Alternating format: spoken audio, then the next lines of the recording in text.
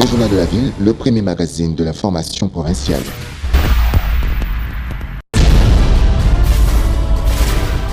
Tout de suite, le journal.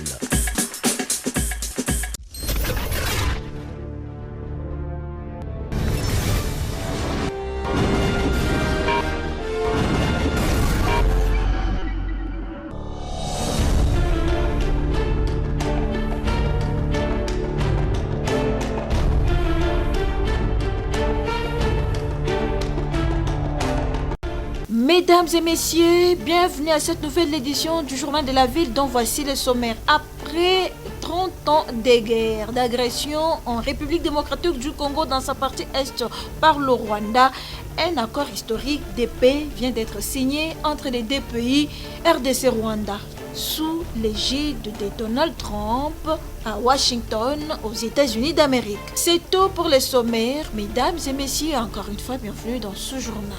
Le Journal de la Ville, le premier magazine de l'information provinciale.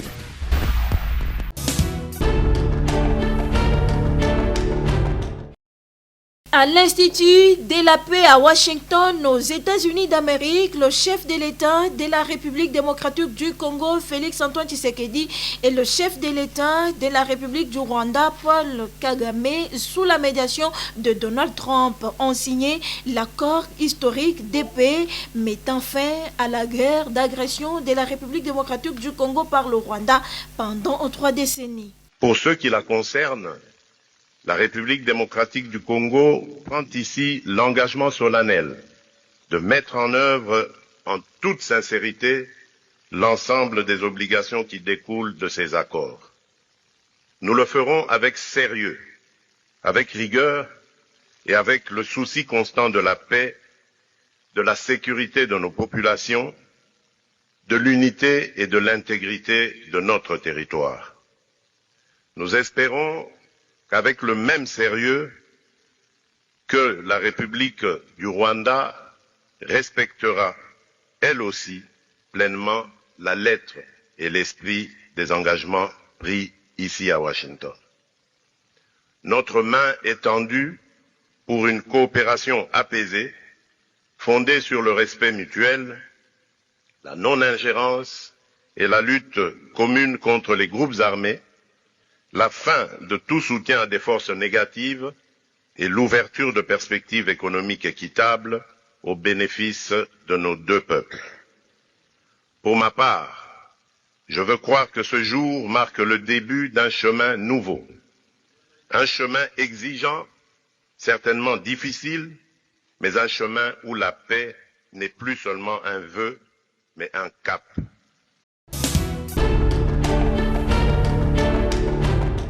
Signature de l'accord historique de paix entre la République démocratique du Congo et le Rwanda. Les réactions fusent de partout pour Freddy Ilunga Kadiata, acteur politique.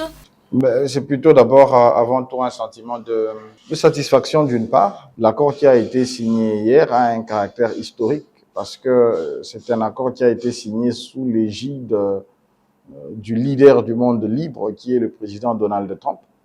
Et ça rejoint justement les efforts de notre président de la République, commandant suprême des forces armées, Félix-Antoine Tshisekedi Tshilombo, qui, dès la résurgence et la réactivation du mouvement terroriste M23 appuyé par le Rwanda, qui avait soutenu que s'il devrait y avoir un accord et un dialogue, celui-ci ne devrait se faire qu'en présence du maître, à créer cette situation de tension qui reste le Rwanda, et cela s'est fait en présence des États-Unis d'Amérique. Donc pour nous, nous jugeons que c'est un accord plutôt historique. C'est un tournant décisif dans le processus de pacification de l'Est de notre pays. Pour sa part, Dief Pambi, société civile et président d'Alerte RDC.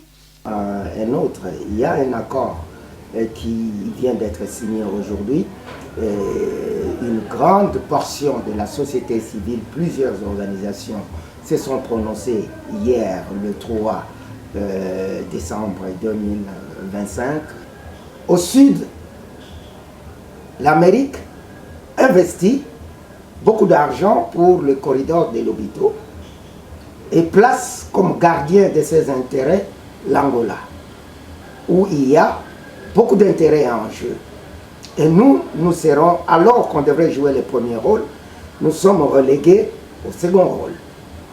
À l'Est, où nous sommes tués, massacrés, volés, pillés, nous demandons à la nouvelle administration entrant en Amérique de venir nous prêter main forte. Elle dit oui, nous allons vous prêter main forte d'une certaine manière, mais vos richesses n'appartiendront plus.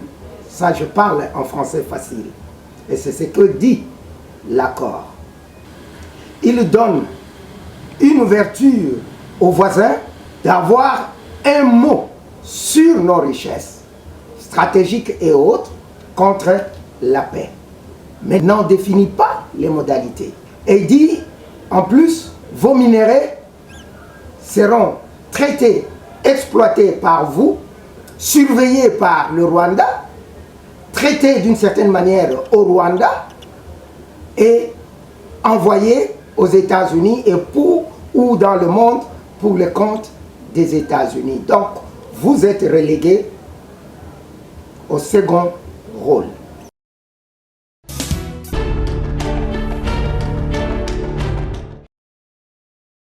C'était dans les prestigieux sites touristiques Les Conseillers au bord de la majesté fleuve Congo, dans la commune de Maluku, que le bourgmestre de cette municipalité a organisé ce mercredi 3 décembre 2025 en partenariat avec l'Union nationale des jeunes acteurs du changement INAJAC ASBEL, la deuxième phase de l'élaboration du plan communal de développement de Maluku sous le haut patronage du ministre provincial du plan. Cette deuxième phase consacrée à la formation en ABCD, développement communautaire basé sur les atouts avec la facilitation des membres de l'INAJAC prendra 3 jours, soit du 3 au 5 décembre 2025.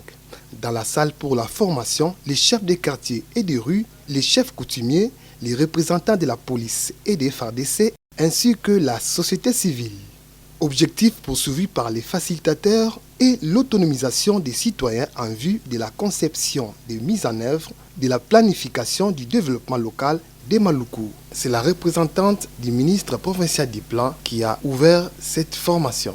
Le ministre provincial ayant le plan dans ses attributions étant empêché ce jour, m'a néanmoins confié l'honneur de prendre la parole en son nom, afin de procéder à l'ouverture officielle de cette formation et de réaffirmer son soutien à cette initiative structurante pour le développement local de Maluku. Mampa Mundoni Alexis est le bourgmestre de la commune de Maluku. Devant cette réalité, le président de la République, son Excellence Félix Antoine Tshisekedi Tshilombo, avait promis d'affecter plusieurs projets de sa vision de Kinshasa à Maluku. Son Excellence, Monsieur le gouverneur de la ville, avait instruit les administrations municipales d'élaborer les plans communaux de développement selon lesquels les actions du gouvernement devront s'orienter essentiellement en fonction des problèmes et défis réels des communautés. Nous saluons l'accompagnement du ministre provincial du plan et l'expertise de l'Union des jeunes acteurs du changement, l'INAJAC en sigle. Jocelyn Lingissa, président du conseil d'administration de l'INAJAC, explique la motivation qui a poussé son organisation à concevoir ces projets. La meilleure manière de parler problème, c'est avoir un plan, c'est-à-dire d'établir une planification. Et l'INAJAC s'est donné le devoir, hormis d'autres domaines d'intervention, d'accompagner les entités territoriales décentralisées, de se doter d'un plan. Ce n'est pas un travail facile, ça nous le savons et vous le savez aussi, mais c'est cet objectif que nous nous sommes fixés, c'est notre apport, c'est notre pierre pour la construction de l'édifice. Il interpelle les autorités à soutenir leur travail qui participe au développement des entités. Nous venons ici appeler le gouvernement, tant central que provincial. Notre peine est de voir que nous écrivons des correspondances et nous sommes sans réponse jusqu'en ces jours. Nous savons que nos autorités sont débordées, mais ce que nous faisons est important. Tout ce que nous appelons et tout ce que nous demandons à nos autorités, c'est de nous soutenir. Je lance solennellement cet appel au président de la République qui est garant de la nation et du bon fonctionnement des institutions. Monsieur le Président, nous avons besoin de l'accompagnement du gouvernement dans le travail que nous faisons. Bon vent à la commune de Maluku.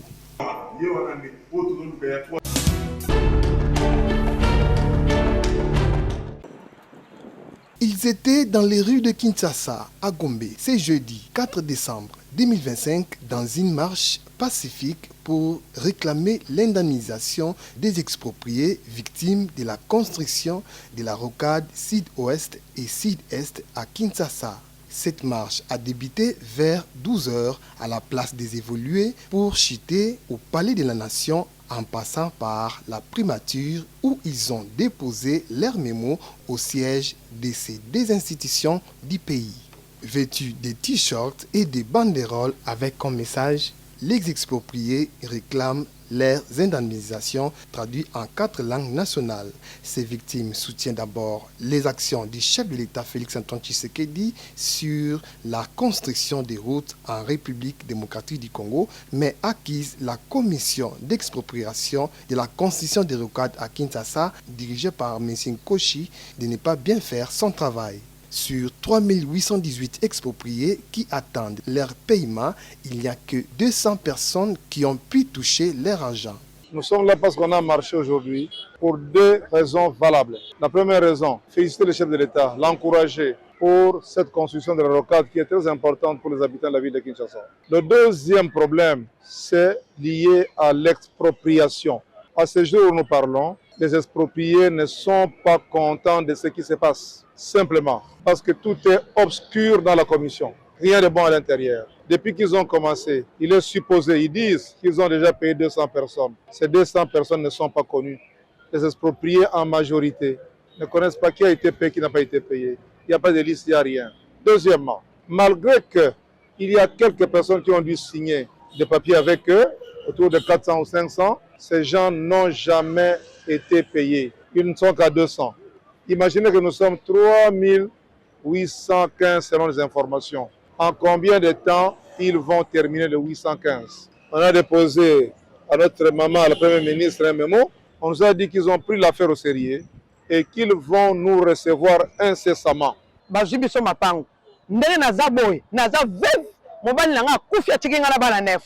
Nazola libanda la bana ba ye bazwi lupangu ba mesure lupangu ba buki lupangu nangeza la ndaku chambre salon na cuisine ba buki yango totolaki na mtenga ba leko senza ndenge na zabwe nazola la libanda la bana nazali sikate papa ata toyoki vraiment est-ce que chef de l'état leur a pesi idée wana ya kosala nzela alobaki ke baya babuka ka bandako batunde wana ba pesa batelo kotere bato batelenga na bala libanda président ya commission wana oyo ba tie wana Ezambala ya liboso te to telemela ye. To suite to commis ba lettre par chef de l'État. To commis le 23 mai ya année na biso ya 2025 oyo mokonza mboka répondre biso na conseil des ministres. Amoni ayoki mbele na biso alobi commission expropriation esangana na biso ba exproprier to yoka na po ba pesa biso ba montant oyo zo correspondre ba valeur ma pango na biso. Yango na biso tozo beta 7 na mercurial. Yo mona wapi mutasa na lupangu na mbudi bazo buka yenda ko bazo pesa ye $20 na mètre carré. Pour un terrain vide, on peut payer $100 pour un ndako batongi. Yango tozo teleme na président de la commission wana. Puisque sur mon compte en banque à côté ma carbone yote, donc teleme la banque tina souka. Ces victimes promettent de revenir dans une semaine si leurs revendications ne trouvent pas gain de cause.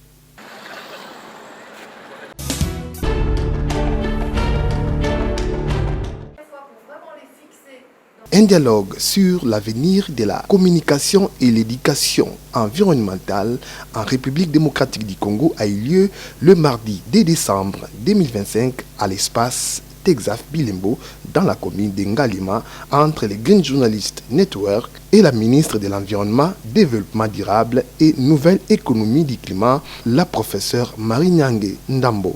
Tout a commencé par une visite d'exposition des photos et messages sur la protection de la nature que le couple responsable de Texaf Bilembo a présenté à la ministre de l'Environnement avant le mot de bienvenue présenté par le président du réseau des journalistes spécialistes de l'environnement, Alfred Toumba, qui a souligné que ces échanges visent à établir un cadre de collaboration solide capable d'impulser un changement durable.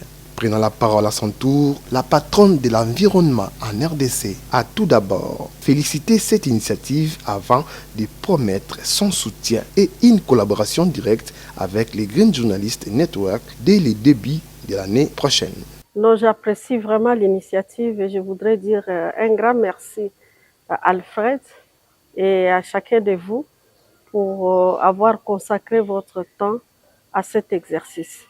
Je crois que le domaine de l'environnement, c'est un domaine où nous avons besoin de tous les acteurs et surtout de communicateurs. Et pour moi, c'est une grande opportunité de vous connaître et de pouvoir voir ensemble comment nous pouvons travailler la main dans la main pour relever les défis qui sont les nôtres. Cette collaboration va commencer par la présentation par mois de la feuille de route de l'année 2026. Je voudrais vraiment que dès le début de l'année, qu'on ait cette séance où je vais vous présenter toutes les activités que le ministère va entreprendre au courant de l'année. Et à partir de ces activités-là, je demanderai à chacun de vous de s'impliquer à sa manière pour réaliser ces résultats-là ensemble. Parce que c'est ensemble que nous allons réussir. Tout est bien qui finit bien, c'est par une photo de famille que s'est clôturé cet événement.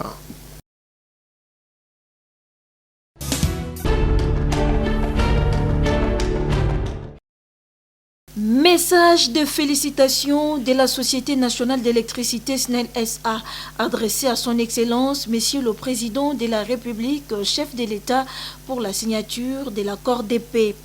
La direction générale de la SNEL SA et l'ensemble de son personnel saluent avec joie et ferveur l'entérinement de l'accord de paix à Washington et félicite son Excellence, Monsieur le Président de la République, chef de l'État, Félix-Antoine Tshisekedi Tshilombo, pour cet acte historique qui restera gravé dans les annales de l'RDC. Puisse le bon Dieu vous accorder sa grâce pour mener à bien la mission qu'il vous a confiée pour le bonheur du peuple congolais. Pour la direction générale de la SNEL, professeur, docteur, ingénieur Luamba Mouba Tedi.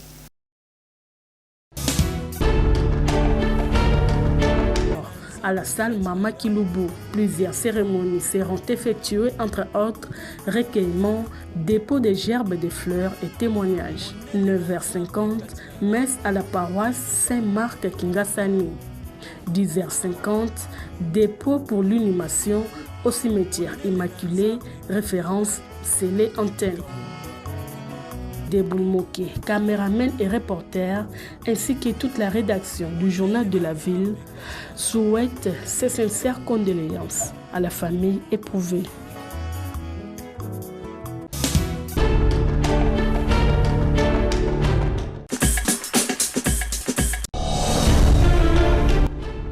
Nous sommes arrivés à la fin de ce journal de la ville. Mesdames et messieurs, merci de l'avoir suivi. Le prochain rendez-vous est fixé pour ce samedi. Et d'ici là, portez-vous bien.